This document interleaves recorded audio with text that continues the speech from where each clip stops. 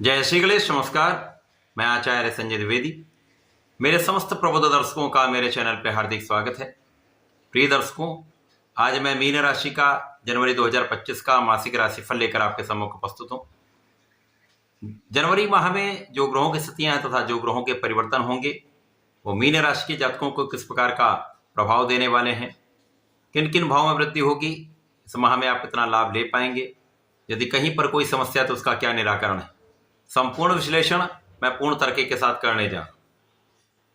प्रिय दर्शकों, इस राशिफल को आप अपने लग्न तथा राशि दोनों के अनुसार देख सकते हैं। जनवरी माह में प्रारंभिक समय में जो ग्रहों की स्थितियां हैं वो इस प्रकार होंगी। आपके लग्न में ही राहु का गोचर होगा। आपके तृतीय भाव में गुरुदेव बृहस्पति स्वयं गोचर कर रहे होंगे जो लग्न के स्वामी है। इसी प्रकार से आपके पंचम भाव में मंगल का गोचर होगा। आपके लिए सप्तम भाव में केतु होंगे। नवम भाव में बुध का गोचर होगा। दसम भाव में सूर्यदेव होंगे। आपके लिए द्वादश भाव में शनि तथा शुक्राचार्य का एक योग बना हुआ है। इस माह का पहला परिवर्तन बुध का होगा, जब बुध नवम भाव को छोड़कर दसम भाव में सूर्य के साथ गोचर करना प्रारंभ करेंगे। प्रबल रूप से कर्म भाव का बुधादित्य योग प्राप्त होगा। इसके पश्चात 14 जनवरी को सूर्यदेव का राशि परिवर्तन आपके एकादश भाव में हो जाएगा। इसके साथ ही साथ 21 जनवरी को मंगल जो अपनी नीच राशि में गोचर कर रहे हैं, ये राशि परिवर्तन करेंगे। क्योंकि वक्री अवस्था में तो इनका गोचर आपके चतुर्थ भाव में प्रारंभ होगा। 24 जनवरी को बुध का पुनः परिवर्तन आपके एकादश भाव में हो जाएगा, जहां पर ये सूर्य के साथ पुनः युति प्रभाव देना आरंभ करेंगे। इस माह का अंतिम परिवर्तन शुक्राचार्य का है, जब शुक्राचार्य आपके द्वादश भाव से निकलकर लग्न में प्रवेश करेंगे। यहाँ पर राहु के साथ इनका युति प्रभाव आरंभ होगा, परंतु यहाँ पर ये अपनी उच्च राशि में होंगे। प्रिय दर्शकों, जब भी राहु का प्रभाव आपकी लग्न पर होता है तो निश्चित रूप से उस समय में आपके तनाव में वृद्धि होती है, आपके स्वास्थ्य में समस्याएं आती हैं, अकारण ही भय होता है, अनवांटेड फियर यहाँ पर निश्चित रूप से होता है। इसी प्रकार से जब लग्न में राहु होते हैं तो आपके समस्याओं को बढ़ाते हैं, क्योंकि यहाँ से ये संतान पक्ष को भी निर्बल करते हैं, ज्ञान का भाव भी प्रभावित होता है तथा आपके भाग्य को भी बाधित करते हैं।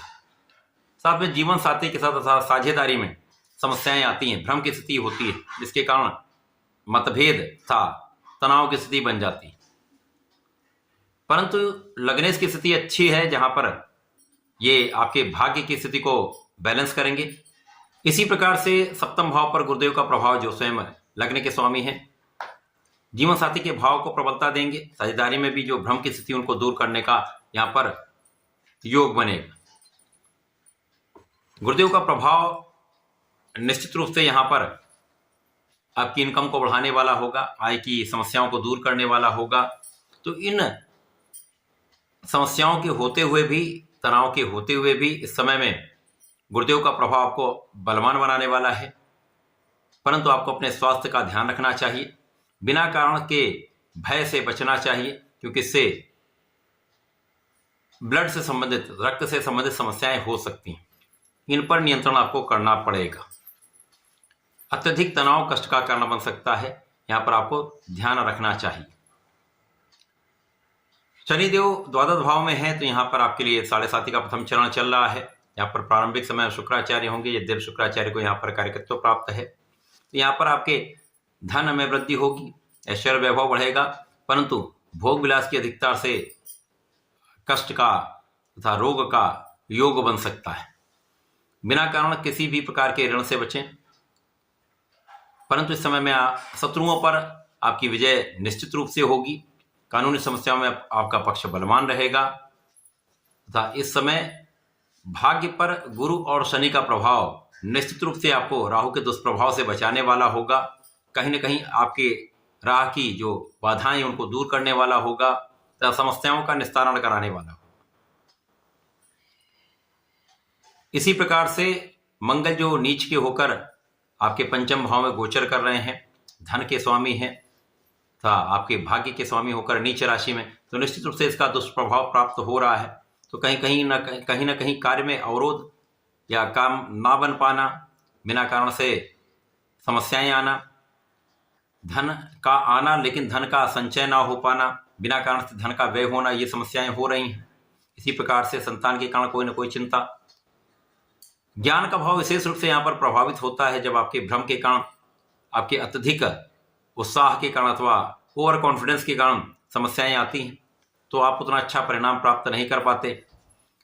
मन भी विचलित रहता है, कंसंट्रेशन उतना अच्छा नहीं हो पाता है, जिसके कारण पढ़ाई में व्यवधान आते हैं।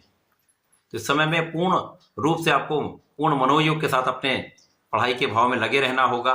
सूर्यदेव को जल दें जिससे आपका कॉन्फिडेंस अच्छा हो। इस समय सूर्यदेव का प्रभाव अति विशिष्ट है। जब ये आपके कार्यक्षेत्र को विस्तार देंगे, कार्यक्षेत्र में आपको सफलता की प्राप्ति कराएंगे, लोगों का सहयोग दिलवाएंगे। एक अच्छे स्तर पर आप पहुंच सकते हैं यदि आप व्यापार कर रहे हैं, आप नौकरी में हैं अथवा अपने प्रोफेशन में हैं, तो सूर्यदेव का साथ यहाँ पर निश्चित रूप से आपको सफलता दिलाने वाला होगा। अब जब बुध का परिवर्तन कर्म क्षेत्र में हो जाएगा तो यहाँ पर आपके सुख तथा सप्तम के स्वामी का गोचर आपके कर्म भाव में विशिष्ट प्रभाव देने वाला होगा। जब प्रबल रूप से बुधादित्य योग यहाँ पर बन जाएगा, ये बुधादित्य योग आपको सरकारी क्षेत्र से, सरकारी नौकरी से, प्रशासनिक सेवाओं से, राजनीति से, राजकीय सेवाओं से, शासन प्रशासन से विशेष लाभ देता है। तो यहाँ पर आपके अवरुद्ध कार्य बन जाते हैं, कहीं पर कोई समस्या आ रही तो उसका निस्तारण हो जाता है। इसी प्रकार से उच्चाधिकारियों का संपूर्ण सहयोग मिलता है। आप अपने व्यवसाय में हैं, अपने प्रोफेशन में, तो नए नए अवसर आपको प्राप्त हो सकते हैं। बड़े कॉन्ट्रैक्ट की प्राप्ति से धन का एक अच्छा लाभ आप लेने वाले। जब सूर्यदेव आपके एकादश भाव में जाएंगे तो यहाँ पर मंगल की निर्बलता को ये कम करेंगे। सूर्यदेव का सीधे ही दृष्टि का प्रभाव मंगल पर होगा, जिसके कारण संतान पक्ष बलवान होगा, संतान के स्वास्थ्य की समस्याएं दूर होंगी, आपके मन का तनाव कम होगा तथा जो विद्यार्थीगण हैं उनकी पढ़ाई की बाधाएं दूर होंगी, क्योंकि यहाँ पर आपका कॉन्फिडेंस अच्छा होने लगेगा। तो आप अपनी ऊर्जा का सही उपयोग कर पाएंगे, परंतु मन को भ्रमित होने से बचाना निश्चित रूप से चाहिए। अब जब मंगल 21 जनवरी को आपके तृतीय भाव में पहुंच जाए तो यहां से आपकी स्थिति अत्यंत विशिष्ट हो जाएगी। जब मंगल यहां पर पहुंचेंगे तो भूमि भवन वाहन के कारक भूमि पुत्र मंगल इसी भाव में पहुंचेंगे और यहां पर बलवान हो जाएंगे। केंद्र के भाव में पहुंचकर बुध की सीधी दृष्टि के प्रभाव में होंगे, बुध अपनी राशि को देखेंगे तो ये भाव भी प्रबल होगा और मंगल का प्रभाव ही अत्यंत विशिष्ट हो जाएगा, जिसके कारण इस समय में आप भूमि भवन वाहन का संपूर्ण लाभ ले पाएंगे। जिनके पास अपना घर नहीं है, भूमि नहीं है, भवन नहीं है या वाहन नहीं है, तो ऐसे योग बन रहे जब इस समय में इनकी प्राप्ति हो सकती है, अथवा इन साधनों से आप लाभ ले सकते हैं, इनका उपभोग कर पाएंगे, लोगों का सहयोग ले पाएंगे, अपने ऋण को आप चुका पाएंगे, सुखों का लाभ यहां पर आपको प्राप्त होने वाला है। जब बुध आपके एकादश भाव में चले जाएंगे तो अत्यंत विशिष्ट प्रभाव आपके लाभ भाव में बन जाएगा। जब इनकम के हाउस में बुधादित्य योग बनेगा, जो निश्चित रूप से कार्य क्षेत्र की समस्याओं को दूर करने वाला होगा, ज्ञान के क्षेत्र में आपको विशिष्टता देगा, जो पढ़ाई के क्षेत्र में समस्याएं रहती दूर होंगी, परिणाम अच्छे प्राप्त होंगे। तो इस माह के बाद से आपकी पढ़ाई की समस्याएं दूर होंगी, संतान पक्ष बलवान होगा, संतान से अच्छे परिणाम प्राप्त होंगे तथा इस समय में आपके समस्याओं का निस्तारण हो जाए। जो लोग नौकरी के प्रयास में हैं, नौकरी चाह रहे हैं, उनको इस प्रयास में सफलता मिलेगी। इसी प्रकार से जो सरकारी नौकरी के प्रयत्न में लगे हुए हैं, तैयारी कर रहे हैं, प्रतियोगिता परीक्षा दे रहे हैं, उनको सफलता अवश्य मिलेगी। रोगों पर भी यहाँ पर नियंत्रण हो जाएगा, शत्रुओं पर भी नियंत्रण रहेगा तथा इस समय में आप अपने ऋणों को चुकाकर एक सुख का अनुभव करने वाले हैं। जब शुक्राचार्य लग्न में प्रवेश कर जाएंगे तो उच्च राशि में होंगे, तो यहाँ पर आपका प्रभाव बढ़ेगा, आपका यश बढ़ेगा, नाम बढ़ेगा, परंतु अपयश का भी योग बनेगा, क्योंकि राहु के साथ इनका प्रभाव कहीं न कहीं समस्याएं देता है। यद्यपि ये उच्च राशि में होंगे तो यहाँ पर आपका आकर्षण बढ़ेगा, आपका सौंदर्य बढ़ेगा, लोगों के प्रति आपके मन में भी आकर्षण आएगा। लोगों के प्रति जो भ्रम के कारण समस्याएं उत्पन्न होती हैं, यहां से आपको अपने ऊपर नियंत्रण रखना चाहिए। आसक्ति का भाव जो आपके मन में आ सकता है वो ही समस्या का कारण बनेगा। अतः इस समय में इन समस्याओं को निस्तारण करने के लिए इन कारणों से ही बचने का प्रयास करें। अपने मन को अपने कार्य क्षेत्र में लगाएं, पढ़ाई के क्षेत्र में लगाएं, अपने को व्यवस्थित करने में लगाएं, तो इस समय में आपको लाभ भी प्राप्त होगा, समस्याओं का आप निराकरण भी कर पाएंगे। भ्रम की स्थिति से बचने का प्रयास करेंगे तो तनाव भी दूर होगा, आप कष्टों से भी बचेंगे। बाकी इस समय में आपका ऐश्वर्य वैभव बढ़ेगा, धन का विशेष लाभ आपको प्राप्त होगा। तो ये समय माह बहुत अच्छा है। प्रारंभिक समय में कुछ समस्याएं हैं, लेकिन जैसे ही मंगल का परिवर्तन हो जाएगा आपके लिए अत्यंत श्रेष्ठ प्रभाव मिलने लगेगा। समस्याओं से आप बचते हुए आगे लाभ लेते जाएंगे। इस पूरे माह में आपको नियमित रूप से भगवान संकर मोचन का दर्शन करना चाहिए। प्रत्येक मंगलवार और शनिवार को हनुमानाष्टक तथा बजरंगबाण का पाठ करना चाहिए। तथा शनिवार को भगवान शनिदेव के ओम प्राम प्रीम प्रौम सह श्रेष्ठाय नमः का एक माला का जप अवश्य करें, निश्चित रूप से लाभ प्राप्त होगा।